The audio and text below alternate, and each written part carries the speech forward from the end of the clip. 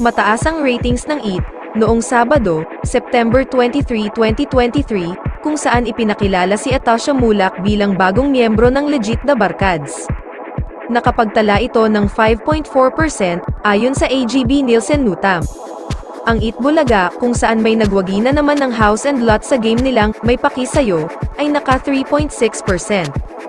Ang IT Showtime naman ay naka 3.4%. Bukod kay Atasha, lalo pang pinag-usapan ng IT noong Sabado dahil sa joke ni Joey De Leon.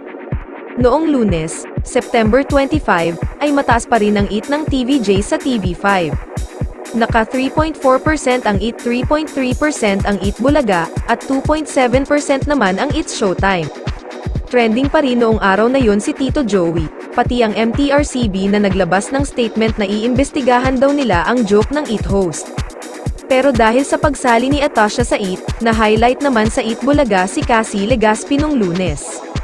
Parang nagmala GMA gala sila na naka-formal lahat ng hosts, ang ganda ni Cassie sa kanyang white gown. Hindi tuloy na iwasang tila pinagtapat sina Cassie at Atasha. Kaya abangan natin kung magiging mainit ang tapatan ng anak ni Aga Mulak at Charlene Gonzalez na si Atasha, at ang anak ni Zoren Legaspi at Carmina Villarroel na si Cassie.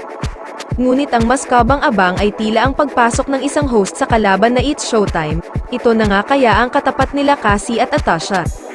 July 1, nag-umpisa ang Battle of Noontime shows It sa TV5, It Bulaga sa GMA7, at It's Showtime sa GTV. Sa loob ng halos 3 buwan ay 2 beses palang kinabog ng It Bulaga ang It Bulaga ay block timer at kahit ano ang mangyari, may kita ang network dito at may fixed na kontrata ang show sa GMA7. Tingnan natin kung paano sila makaka-adjust sa labanan sa ratings at kung ano ang mga pagbabagong mangyayari sa darating na araw.